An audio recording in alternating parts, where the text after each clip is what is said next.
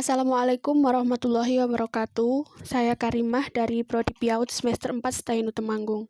Hari ini saya akan berbagi materi tentang metode pembelajaran pendidikan karakter anak usia dini. Metode secara harfiah berasal dari dua kata, yaitu meta dan hados. Meta berarti melalui dan hados berarti jalan atau cara. Metode kemudian diartikan sebagai cara atau jalan yang harus dilalui untuk mencapai suatu tujuan. Jadi, metode pembelajaran adalah seluruh perencanaan dan prosedur maupun langkah-langkah kegiatan pembelajaran, termasuk pilihan cara penilaian yang akan dilaksanakan. Hari ini, saya akan membahas 4 metode pembelajaran. Yang pertama, metode keteladanan. Yang kedua, metode pembiasaan. Yang ketiga, metode bercerita. Dan yang keempat, metode karya wisata. Langsung saja kita akan membahas metode keteladanan. Metode keteladanan merupakan suatu cara mengajarkan ilmu dengan mencontohkan secara langsung kepada anak. Metode keteladanan yang digunakan dalam proses pembelajaran di sekolah secara tidak langsung lebih mengarah kepada kompetensi dari pengajar itu sendiri. Sebab dengan contoh keteladanan yang baik, otomatis anak akan mengikuti gerak-gerik setiap hal yang dilakukan dan dicontohkan oleh guru. Dalam penerapan metode keteladanan di sekolah, ada beberapa hal yang bisa dilakukan. Yang pertama, memberikan keteladanan dengan cara apa yang dilihat anak. Karena dalam konteks ini adalah pendidikan di RA atau TK, hendaknya guru-guru bisa menjadi teladan yang baik bagi anak didiknya.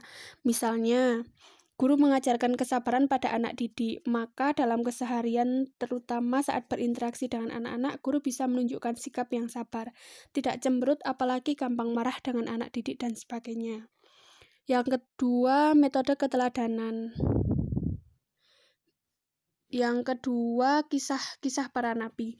Metode keteladanan bisa dilakukan dalam proses pembelajaran di kelas melalui kisah-kisah para nabi dan kisah-kisah lainnya yang berisi keteladanan anak. Lewat bercerita, anak akan dapat belajar tanpa mereka digurui dan biasanya anak akan senang. Setiap metode itu ada kelebihan dan kekurangannya ya.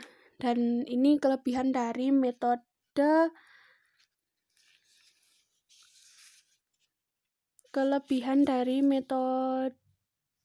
keteladanan. Yang pertama, memudahkan anak didik dalam menerapkan ilmu yang dipelajari di sekolah. Yang kedua, memudahkan guru dalam mengevaluasi hasil belajar. Yang ketiga, mendorong guru-guru untuk selalu berbuat baik karena akan dicontoh siswa-siswanya. Kekurangannya adalah satu, jika figur yang dicontoh tidak baik, anak akan cenderung mengikuti menjadi tidak baik. Yang kedua, teori tanpa praktik. Jika teori tanpa praktik akan menimbulkan verbalisme. Yang kedua, metode pembiasaan. Metode pembiasaan adalah suatu cara yang dapat dilakukan untuk membiasakan anak berpikir, bersikap, dan bertindak sesuai dengan ajaran Islam. Inti dari pembiasaan adalah pengulangan. Dalam pembinaan sikap, metode pembiasaan sangat efektif dilakukan karena akan melatih kebiasaan-kebiasaan yang baik kepada anak sejak dini. Pembiasaan yang bisa diterapkan adalah yang pertama, makan dan minum dengan tangan kanan. Anak dibiasakan mengambil dan memberi makan serta minum dengan tangan kanan. Jika makan dengan tangan kiri, diperingatkan dan dipindahkan makanannya ke tangan kanan secara halus. Yang kedua, mendahulukan anggota badan bagian kanan. Dibiasakan mendahulukan anggota badan sebelah kanan dalam berpakaian. Ketika mengenakan kain, baju, dan lainnya, memulai dari kanan, dan ketika melepas pakaiannya, memulai dari kiri. Yang ketiga, dilarang tidur tengkurap. Dilarang tidur tengkurap dan dibiasakan tidur dengan miring ke kanan. Yang keempat, dihindarkan memakai pakaian pendek atau celana pendek agar anak tumbuh dengan kesadaran menutup aurat dan malu membukanya. Yang kelima, dibiasakan membaca basmalah Anak harus dibiasakan membaca basmalah ketika hendak melakukan aktivitas apapun. Kelebihan dari metode ini adalah dapat menghemat tenaga dan waktu dengan baik. Pembiasaan tidak hanya berkaitan dengan aspek lahiriah. Yang ketiga, metode ini dinilai sebagai metode paling berhasil dibandingkan dengan metode-metode yang lain.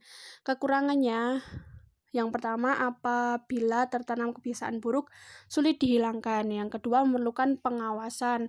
Yang ketiga, membutuhkan stimulus atau rangsangan. Yang ketiga adalah metode bercerita. Metode bercerita adalah suatu cara menyampaikan materi pembelajaran melalui kisah-kisah atau cerita yang dapat menarik perhatian peserta didik. Mengapa bercerita?